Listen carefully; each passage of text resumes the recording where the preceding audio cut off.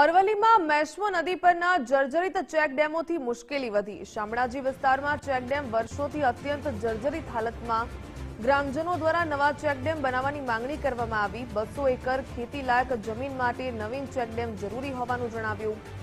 વરસાદી પાણી વહી જવાથી ખેડૂતોને મોટું નુકસાન।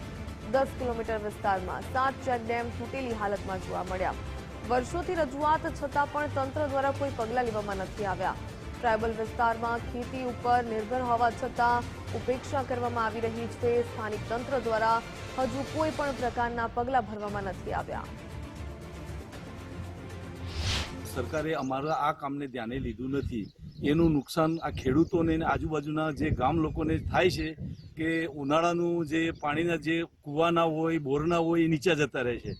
અગર આ ચેક ડેમો સારી ક્વોલિટીના બનાવવામાં આવે અને પાણી સંગ્રહ થાય તો ઘણા બધા ખેડૂતોને લાભ થાય એવો છે અને ઢોર ઢાંખરને પણ ઉનાળાનો સારો લાભ મળે એવો છે અને એનાથી માણસનું એ જનજીવન જળવાઈ રહે એવું છે। જેથી કરીને સરકારશ્રીને અમે કહેવા માગીએ છીએ કે આ ચેક ડેમો જેમ બને તેમ સારી ક્વોલિટીના અને જરૂર છે એટલે જો બનાવવામાં આવે